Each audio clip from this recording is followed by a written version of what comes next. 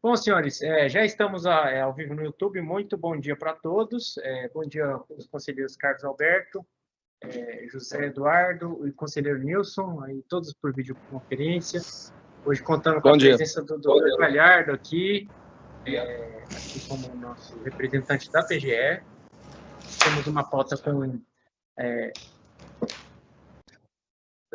7, 8, 9, 12, 11 processos, né? Um ponto de vista da minha pessoa, do sessão passada. Carimbó e Brega foi o pedido de vista. Recursos 21419, 21421, recurso de ofício voluntário. Relatoria foi do conselheiro Nilson. Como eu disse, o relatório já foi lido, e eu pedi vista para analisar tanto o recurso ofício quanto o recurso voluntário, ok, senhores? Acredito que ele tenha sido bem discutido. Se trata de um diferencial de alíquota, fatos geradores 2011, em que houve uma retirada, um pedido de audiência por parte da julgadoria de primeira instância, pois haviam mercadorias que estavam... O sujeito passivo dizia que era referente a notas de simples remessa. Deixa eu me ver aqui. Nota de venda futura, duas notas de venda futura, que a julgadoria baixou em diligência, foi retirada do levantamento, ok? Retornando os valores. Só que houve um cálculo equivocado tanto pela julgadoria quanto tanto pela fiscalização quanto pela julgadoria, resultando no cálculo a menor do crédito tributário restante. Portanto, o recurso de ofício, no meu entendimento aqui, eu pude confirmar essa informação com o pedido de vista. Eu vou colocar a planilha aqui para os senhores, para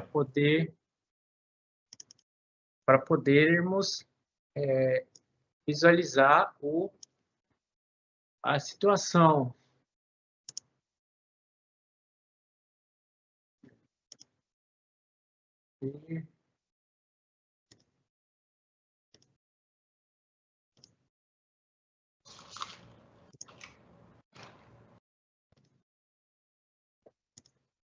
Podem visualizar, senhores?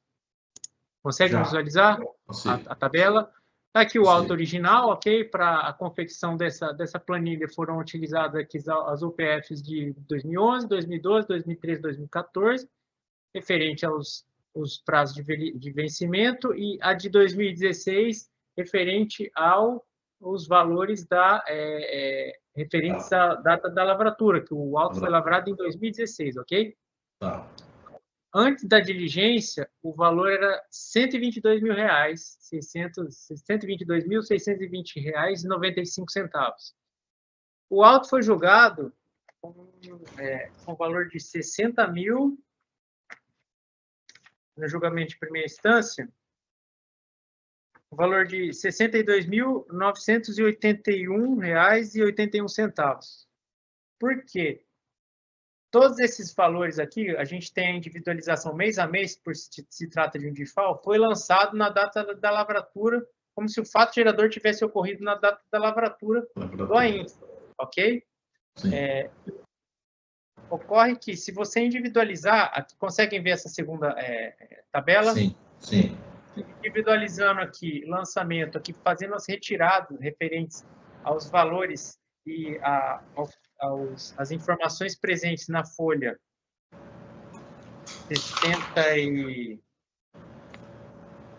58 e 59 dos autos, a gente chega nos valores de R$ 67.618,68, ok? Após a diligência, esses valores não foram conferidos pelo julgador de primeira instância, então entendo que estaria equivocado.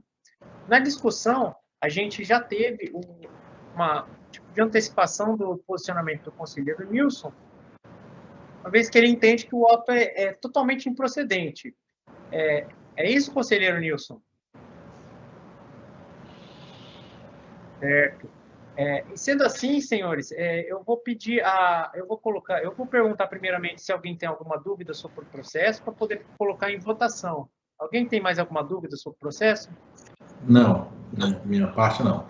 Eu queria só que o conselheiro Guilherme, por exemplo, confirmasse o valor original era 60 mil, ele caiu para 29, não é isso? Que está aí na planilha, né? Original? Original, né? 29 que está aí, né? Você colocou aqui, na tela aí. No auto de infração aqui, senhor, o valor original é 30.573. Tá. Entendi. Na planilha seria 29.299,94 centavos, ok? Só que esse valor corrigido iria para R$ 37.107 reais, e isso, juntando com o juros de mora e a multa, iria para 67. Tem uma diferença de 5 mil aí. Conselheiro Carlos Alberto, tem alguma dúvida? Não, ok, tudo bem. Senhores, em razão do posicionamento do conselheiro Nilson já antecipado na sessão anterior, e uma vez que se seguir a votação conforme o posicionamento do conselheiro Nilson, o recurso de ofício ficaria comprometido. Então, eu vou sugerir que a gente faça a votação primeiro pelo recurso voluntário, para depois votar o recurso de ofício. Pode ser assim, senhores? Alguém tem alguma objeção? Pode sim. Pode. Conselheiro Nilson, tem alguma objeção? Sem objeção. Ok, então podemos fazer a votação. Conselheiro Nilson tem a palavra já para fazer o voto do recurso voluntário 21.421. Meu voto é pela improcedência do recurso voluntário. Conhecimento e provimento do recurso voluntário, conselheiro Nilson? Provimento do recurso voluntário. Com base na falta Não de... Não havia lei para exigir. Ok, perfeito. O conselheiro Nilson vota pelo conhecimento e provimento do recurso voluntário. Como vota o conselheiro José Eduardo? Eu acompanho o voto do conselheiro relator por já ter me posicionado em outros momentos, na mesma matéria, tá? Eu vou acompanhar o voto do relator. Perfeito, conselheiro José Eduardo, muito obrigado. Como vota o conselheiro Carlos Alberto? Eu divido do posicionamento. O conselheiro Carlos Alberto vota pelo conhecimento e improvimento do recurso voluntário. Ok, muito obrigado, conselheiro Carlos Alberto. Eu vou acompanhar a divergência pelo conhecimento e improvimento do recurso voluntário, com base nos artigos 35 e 36 do RICMS. Ok, senhores? Então, considerando o empate, o voto de divergência, o voto de qualidade seria do presidente da sessão, no caso, a minha pessoa, que também vota, obviamente, pelo conhecimento e improvimento do recurso voluntário, para manter a cobrança. Ok? Então, temos o resultado com base no voto de qualidade, pelo conhecimento e improvimento do recurso voluntário. Passemos a votação do recurso de ofício, recurso 21.419. Conselheiro Nilson, por favor. Olha, eu penso com essa posição, o recurso de ofício fica prejudicado, né?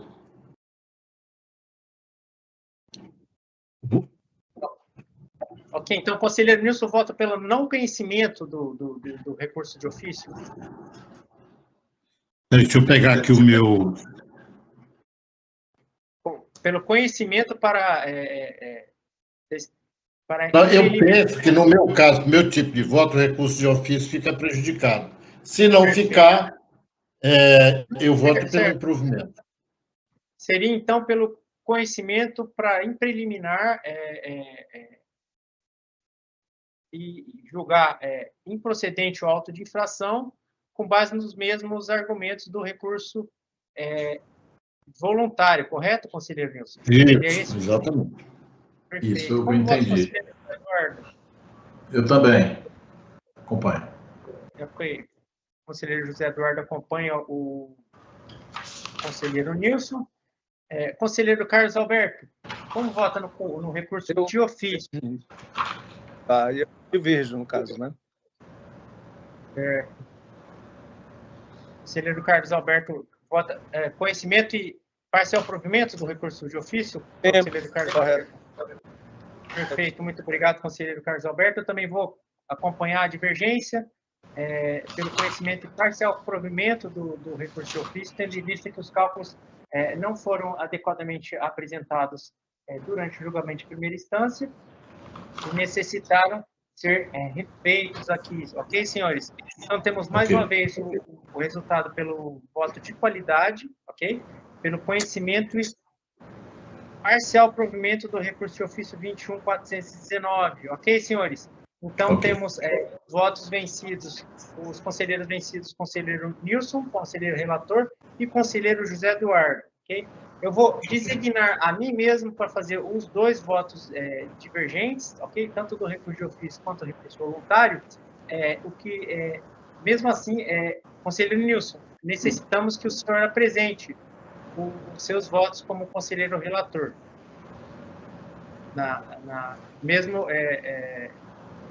Desculpa, conselheiro Nilson. O voto já foi encaminhado. Perfeito, muito obrigado. A emenda será lida na nossa próxima sessão, ok, senhores? Então, temos o resultado do recurso de ofício 21.419, 21.421, de ofício e voluntário. Podemos seguir a nossa pauta com a análise dos recursos 21.741, 21.743, 21.745, 21.749, 21.753, 21.909, 21.935, todos de minha relatoria, alguns de parecer ter sido pelo procurador Dr. Galhardo, outros pela procuradora Bianca.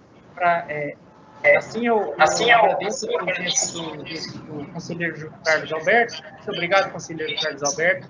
Hoje temos a presença aqui da presidente Josiane de volta, agora depois de sua licença de saúde, e convido a conselheira Josiane para retornar aqui à cadeira da presidência para seguir com a nossa sessão. Conselheiro Guilherme, então eu estou dispensado. Está dispensado. Se quiser continuar com a gente, fique à vontade. É muito bem-vindo, conselheiro Carlos Alberto. A sua presença é muito agradável para a gente, mas se tiver outros afazeres, fique à vontade. Tá bom, eu vou me despedir de vocês, lamentando, né, porque a ilustre presença dos amigos, dos conselheiros, mas eu vou ter que realmente me ausentar também. Tá? Muito obrigado. Até a próxima. Não esqueci da minha promessa para os dois conselheiros. Então, eu vou providenciar, inclusive.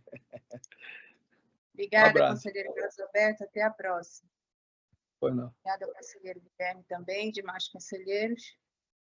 Vamos dar continuidade à nossa pauta de hoje, pela análise do item 2, que são os recursos de ofício. Serão julgados em conjunto, porque tratam da mesma matéria e a mesma fundamentação de voto. Recursos de ofício 21.741, 743, 745, 749, 753, 909 e 935, todos de relatoria do conselheiro Guilherme. Em alguns desses recursos aparecer nos autos do doutor José Galhardo e em 2 apenas aparecer da doutora Bianca. Acredito que todos no mesmo sentido. Eu vou passar a palavra, então, ao conselheiro relator, que pode escolher um dos recursos para fazer a leitura do relatório. Como disse, eles tratam da mesma matéria, e vamos analisá-los em conjunto. Passo, então, a palavra ao conselheiro Guilherme. Muito obrigado, presidente. O processo paradigma será o 21.741, Tucumã Comércio de Ferro e Aço. Okay? Vamos à leitura do relatório. O contra a empresa foi elaborado auto de infração e notificação fiscal em virtude de o contribuinte, na situação de ativo regular, deixar de recolher a antecipação especial de ICMS relativa à operação interestadual de mercadoria para fins de comercialização, no prazo estabelecido na legislação tributária estadual. A infringência foi capturada nos artigos 2º, parágrafo 3º, 55, parágrafo único, 62 da Lei 5.530 combinado com 108, 114E e 114F do RICMES, aprovado pelo Decreto 4676 de 2001. Finalidade aplicada foi a do 78, inciso 1, a linha L da Lei 5.530, de 1979, multa de 40% do valor do imposto. O sujeito passivo, notificado à INFE, apresentou impugnação requerendo a insubsistência do lançamento e os argumentos por ele apresentados. O recurso de ofício.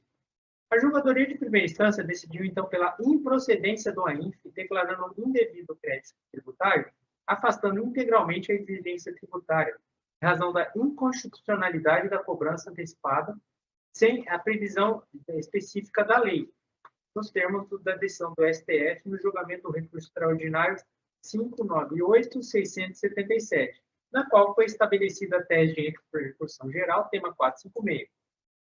A severo julgador singular, que é a Procuradoria-Geral do Estado, emitiu o parecer 00552 de 2023, recomendando aos órgãos de julgamento administrativo a não manutenção dos autos de infração lavrados por falta de recolhimento antecipado especial do ICMS, Código de Receita 1173, antes do início da eficácia da Lei 9389 de 2021, que alterou os dispositivos da Lei 5.530.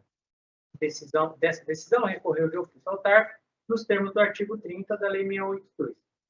Remetidos os autos da forma regimental, a Procuradoria do Estado teceu parecer pelo conhecimento e improvimento do recurso. É o relatório. Obrigada, conselheiro Guilherme. No recurso em que foi lido o relatório, 21.741, aparecer nos autos do doutor Segalhado, peço, por favor, a sua manifestação. Presidente, mantém os termos do parecer, conhecimento e improvimento do recurso e ofício. Prossiga. Muito obrigada. Eu devolvo a palavra ao conselheiro Guilherme para trazer outras considerações sobre os recursos para que a gente possa deliberar. Muito obrigado, presidente.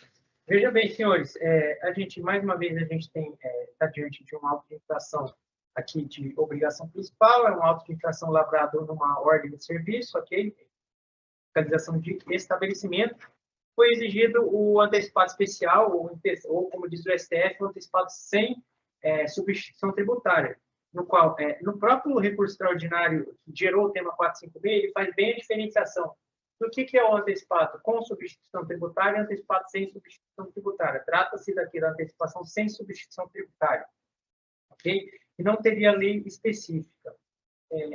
Para isso, foi até emitido um ofício à PGE, foi editado um ofício à PGE, pedindo um posicionamento com base nas situações das antecipações antes da alteração, depois do julgamento da inconstitucionalidade da Lei do Rio Grande do Sul e antes da entrada em vigor da Lei 9389 de 2021, os efeitos ocorreram a partir de 17/12 de 2021, alterando o parágrafo 3º do artigo 2º da Lei 5.530, ok, senhores? A PGE foi contrária à manutenção desses autos de infração anteriores e os senhores já sabem o meu posicionamento e que eu também tenho me manifestado contra essa manutenção, tendo em vista, entre outros fatores já apresentados, o de que a lei essa alteração legal não é um dos casos do artigo 106 do CTN em que é possível retroagir, no caso aqui, para fazer a exigência desse CMS 1173, ok, senhores? São os termos do processo, acho que foi bem discutido e eu devolvo a palavra ao presidente. Qualquer dúvida, estou à disposição. Obrigada, conselheiro Guilherme. Esse recurso, essa matéria, na verdade, a gente já vem julgando há algum tempo aqui no tribunal, alguns meses mais recentes, após essa manifestação da Procuradoria-Geral do Estado, indicando esse precedente judicial que deveria ser respeitado pelos órgãos de julgamento administrativo, até para evitar que ações sejam demandadas no judiciário com perda para o Estado, em termos de honorários e mesmo em decisões desfavoráveis, em razão de que o Supremo já tem uma deliberação nesse sentido, não não entendendo válida a legislação que trata de uma forma genérica.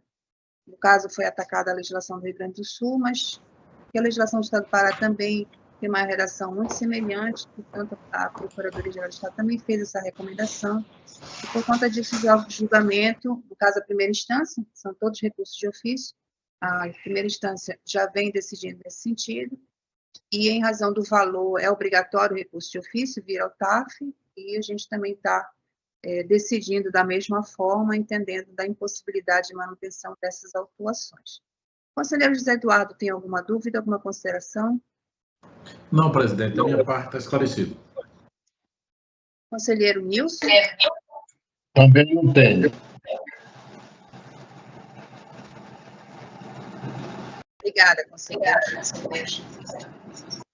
Só peço que desligue o microfone. Obrigada, para não dar interferência, tá? Assim que terminar de falar, por favor, desliguem os microfones.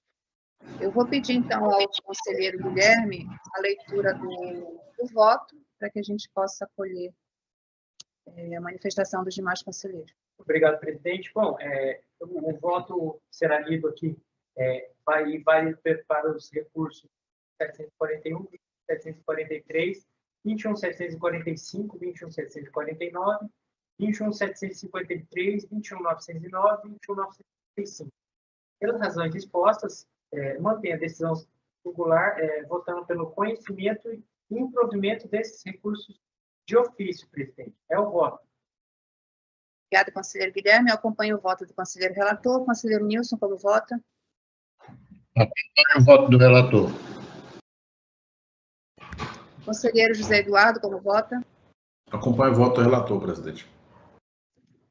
Temos, então, a decisão à unanimidade pelo conhecimento e improvimento dos recursos de ofício que foram listados pelo conselheiro Guilherme. Nós vamos ler as emendas no final da sessão, vamos dar prosseguimento à nossa pauta.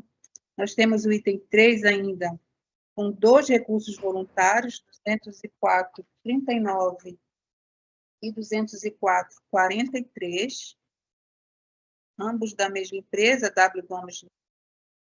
Gomes Lima Comércio, processo de relatoria do conselheiro Nilson. São autos de infração que trazem a mesma ocorrência, por isso eles foram agrupados, e nós vamos tentar fazer também análise em conjunto, se assim entender também o conselheiro relator. Parecer no exausto a doutora Bianca Ormandes, eu peço ao conselheiro Nilson a leitura do relatório e esse esclarecimento, se é possível fazer análise em conjunto dos 2 recursos, tá?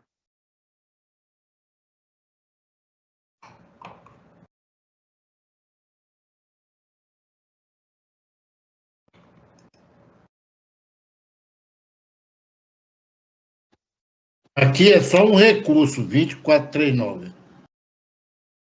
Tem o 443, que na pauta que eu encaminhei, acabei repetindo a numeração, mas são 2 recursos, conselheiro Nilson.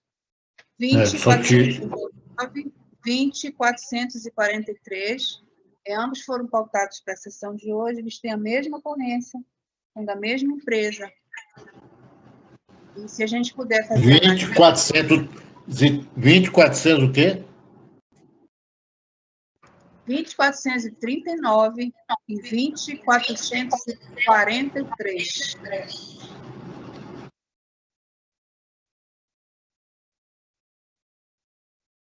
Espere um pouquinho que eu vou localizar o outro, porque eu vieram repetido, eu não pensei que eram 2. Só tinham repetido o número. Está bem, ficamos no aguardo, conselheiro Nilson. Sim, senhora.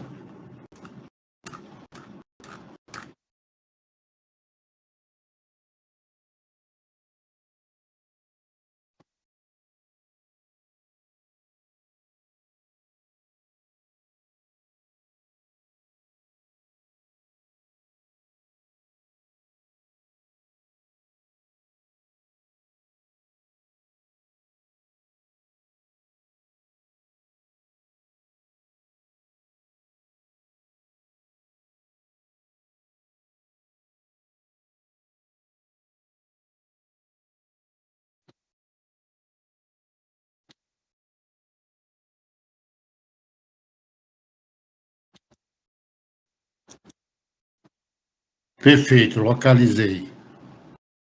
39.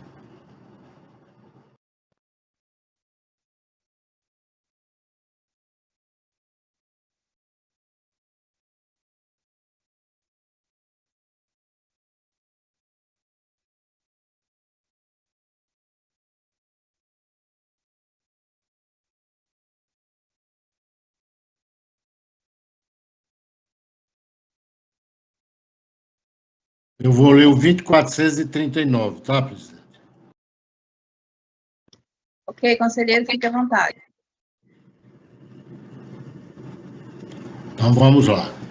Verso o presente processo sobre o auto de infração e notificação fiscal lavrado contra o sujeito passivo em epígrafe em 5 de nove de 2020, no valor de R$ 42.122,11, com a descrição da seguinte infração tributária.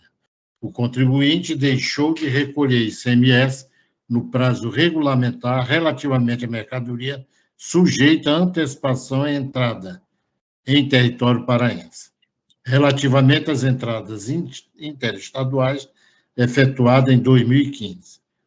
Infringência dos artigos 2º, parágrafo 3º, 55, parágrafo único, 62 da Lei 5.530/89, combinado com o RICM e aprovado pelo Decreto 4676 de 2001. Artigo 108, inciso 6º, combinado com o RICM e aprovado pelo Decreto 4676 de 2001. Anexo 1 e artigo 107. Penalidade do artigo 78, inciso 1, a linha L da Lei 5.530/89. A julgadoria de primeira instância, após diligência e ao analisar os autos e legislação pertinente, julgou procedente o crédito tributário, constante do auto de infração e notificação fiscal. Inconformada, a recorrente tempestivamente interpõe recurso voluntário ao TAF, com as seguintes alegações de defesa. A recorrente assegura que o período de 1 de 2015 a 12 de 2015 escriturou todas as suas operações de entrada e saída conforme estabelece a legislação do Estado do Pará. Apurou o imposto ICMS de acordo com as regras de não cumulatividade e regra de antecipação do ICMS na entrada em território paraense, conforme estabelece o Decreto 4676 de 2001, do RICMAS Pará, e pagou todos os impostos gerados. A recorrente afirma que não há qualquer tipo de irregularidade do ponto de vista de geração da obrigação tributária, ora vista que cumpriu com suas obrigações principais e acessórias. De que não há fundamento para a autuação, pois a empresa calculou todos os pagamentos de ICMS antecipado na entrada, conforme o artigo 108 e artigo 109 do apêndice 1 do anexo 1 do RICMA Pará, e o decreto 4676 de 2001, e obedeceu aos prazos de recolhimento do imposto, conforme o inciso 6, artigo 108 do RICMA Pará. Também emitiu todas as notas fiscais e cupons fiscais, obedecendo à legislação, tendo todas as operações registradas em seus livros contábeis, livros fiscais e declarações estaduais. Observamos que o auditor fiscal da Cefa Pará comete um erro crasso, que torna sua autuação nula. O mesmo utilizou legislação do ano posterior ao período de 2015, sendo todos os produtos analisados pelo auditor de tributação normal nesses anos. O contribuinte tem atividade de comércio e registrou a entrada das mercadorias em seu estoque e as revendeu na sequência, obedecendo o princípio da não cumulatividade para o ICMS, conforme estabelece a Constituição de 88. Logo, o auditor se equivocou ao considerar a mercadoria com antecipação na entrada. Somente isto seria suficiente e necessário para dirimir quaisquer dúvida sobre a nulidade desta autuação. Ainda assim, gostaria de convidar o julgador a observar o fato de que a recorrente apura seus impostos com absoluto preciosismo e zelo, justamente para não cair em equívoco como este a ser solucionado. Trago neste recurso voluntário as imagens que substituem essa afirmativa, que sustentam essa afirmativa, retirada da base da informação da própria Secretaria da Fazenda do Estado do Pará, demonstrando claramente que todas as notas fiscais que passam pela fronteira do Estado recebem análise e tratamento adequado. Também trago nas imagens o pagamento do ICMS antecipado de entrada, cesta básica, substituição tributária, etc. que ocorreram no período de janeiro de 2015 a dezembro de 2015, demonstrando a recorrente ser um excelente contribuinte do ICMS. Vê cópias nas folhas 56 e 76 dos autos.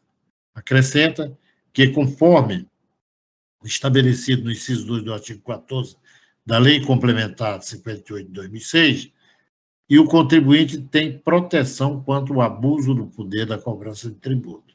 Solicita a nulidade do auto de infração, pois entende que o auditor não pode criar um fato gerador de antecipação de entrada de mercadoria para revenda, que já sofreu tributação do ICMS normal, conforme estabelece o RIC. E, finalmente, pede, ante o exposto, o conhecimento e provimento do presente recurso voluntário, desconstituindo o auto de infração em epígrafe, levando-se em conta relevantes motivos acima cogitados e determinando, ao final, a isenção do pagamento. A intimação da recorrente de quaisquer atos impraticados no curso do procedimento administrativo, pareceres ou documentos juntados na pessoa do seu sócio administrador signatário. A ilustre procuradora do Estado, doutora Bianca Omani, após analisar os autos e legislação aplicável, opina pelo conhecimento e improvimento do recurso voluntário interposto, mantendo-se inalterada a decisão administrativa de primeira instância. É o relatório, presidente. Obrigada, conselheiro Nilson. É só que desligue o microfone, por favor, conselheiro.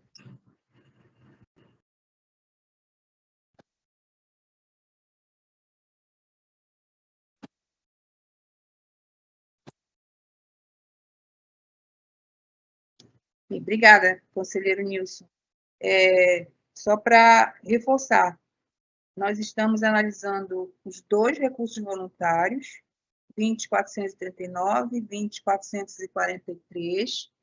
Ambos têm a mesma descrição da ocorrência. O julgamento de primeira instância foi pela manutenção do auto de infração, foi feita uma diligência, onde a fiscalização trouxe uma planilha detalhada das operações que que foram utilizadas no levantamento fiscal. No recurso voluntário, pelo que eu observei, o contribuinte alega que diz que era do Simples e que efetuou os recolhimentos devidos à época própria, mas não trouxe nenhum questionamento pontual sobre aquelas operações que foram trazidas no levantamento fiscal. E, de certa forma, eu entendo que alegações do sujeito passivo de que efetuou corretamente, né, o recolhimento dos tributos, mas sem tentar descaracterizar o levantamento fiscal, é algo que também acaba comprometendo a tese de defesa do sujeito passivo. Eu não sei se o conselheiro Nilson conseguiu verificar alguma situação de erro no levantamento que pudesse ser objeto de uma nova verificação. Aí eu peço, por favor, a manifestação do conselheiro relator sobre a sua análise em relação aos autos.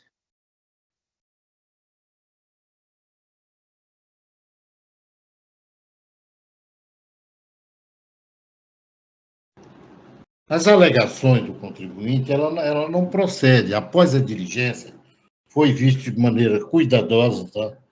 E ele entende de que ele pagou isso no processo normal de apuração, tá? Se foi o caso, se ele pagou, eu penso que ele pode fazer ele pode pedir, se estornar esse dinheiro que ele pagou, porque ele estava obrigado a pagar antecipado na entrada. Então, não tem nada de novo, nada que possa inovar no recurso voluntário. E foi feito o julgador singular, ele mandou o processo para o auditor e fez o levantamento novamente constatou que realmente procedia. Não tem nada de novo. A diligência tirou qualquer dúvida que poderia ter acontecido. Eu queria... Obrigada, conselheiro Nilson. O conselheiro José Eduardo levantou ali a mão, aí eu passo, por favor, a palavra ao conselheiro José Eduardo.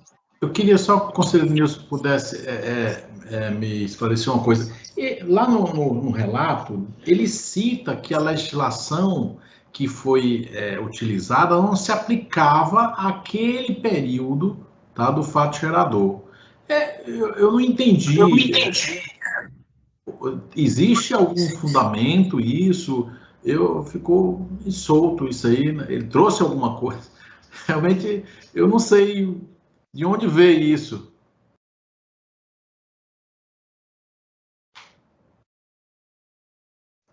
Está sem áudio, conselheiro.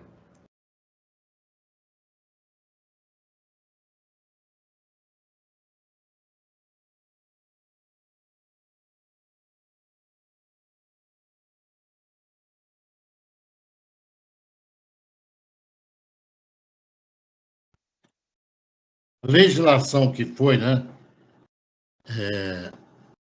utilizada da Lei 5.530/89, de janeiro de 89. O artigo 2º, né, considera-se ocorrido o fato gerador do imposto no momento, né, da entrada da mercadoria em território paraense. No parágrafo 3º, o Estado poderá exigir o pagamento antecipado do imposto com a fixação, se for o caso, do valor da operação e prestação subsequente a ser efetuada pelo próprio contribuinte. Vem o artigo 55, as obrigações são consideradas vencidas na data em que termina o período de apuração liquidado por compensação ou mediante pagamento em dinheiro, como disposto nesse artigo. Parágrafo único. Nos casos em que caiba ao destinatário o pagamento do imposto relativo à entrada da mercadoria em seu estabelecimento ou prestação de serviço, regulamento disporá que o recolhimento se faça independente do resultado da apuração no período correspondente. E artigo 62 do regulamento estabelecerá a forma e condição do prazo para o pagamento do imposto, admitida a distinção e a função de categoria, grupo ou setor de atividade econômica. Como se observa, essa foi a legislação utilizada. Ok, conselheiro. É porque ele cita que a legislação que foi aplicada não houve um equívoco. Era anterior, então, era posterior, que ele diz. Exato, Mas ele só afirma isso, ele não traz prova nenhuma. Não, ele não traz nada que prove. A legislação foi usada de maneira correta, ao meu entender, né? Ok. Então tá bom, conselheiro, eu já entendi. Eu pensei que tinha algum elemento a mais que pudesse esclarecer esse argumento dele na defesa, né, do recurso, mas eu vejo que não tem. Eu penso que ele analisa de forma equivocada, né?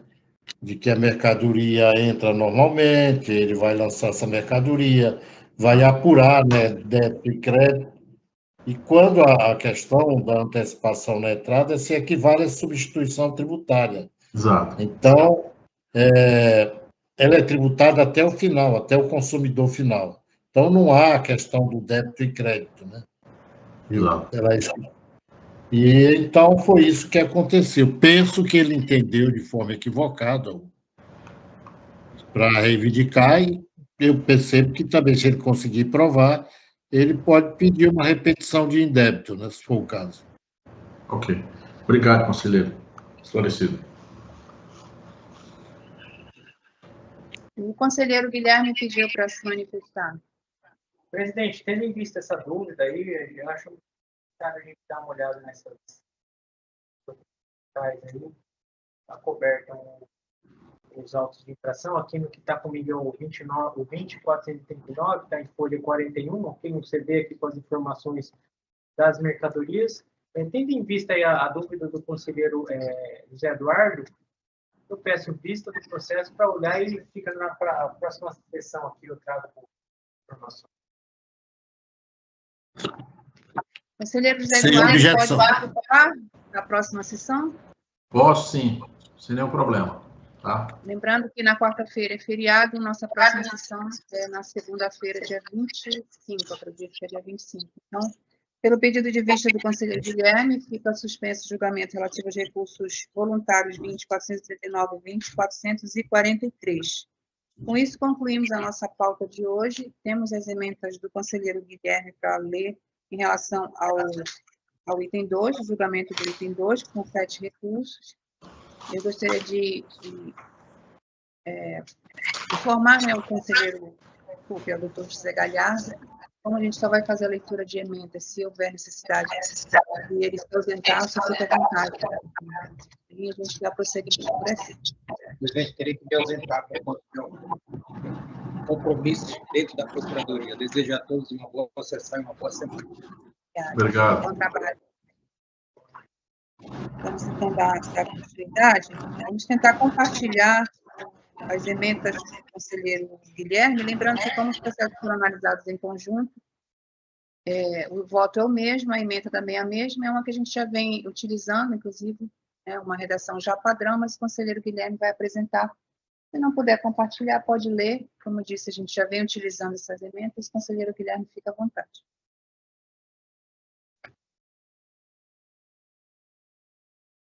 Emenda. ICMS Antecipação Especial, tema 456.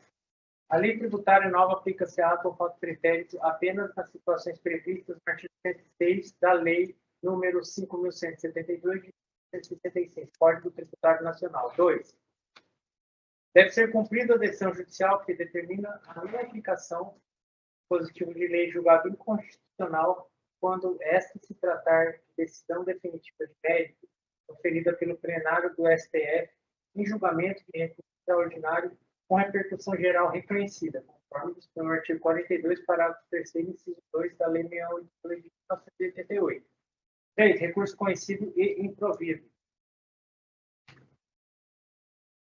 Alguma sugestão, conselheiro Guilherme? Desculpe, conselheiro José Eduardo, conselheiro Nilson? Como disse, já é uma emenda que a gente já vem da minha parte, fazendo, não, presidente. redação padrão. Temos, então, a aprovação das emendas apresentadas pelo conselheiro Guilherme relativa aos 7 recursos de ofício que foram julgados no item 2 da nossa pauta de hoje. Com isso, concluímos, então, a nossa pauta. Se nenhum dos conselheiros tiver algum pedido de divergência, alguma outra consideração a trazer, nós vamos dar por encerrada a sessão de hoje.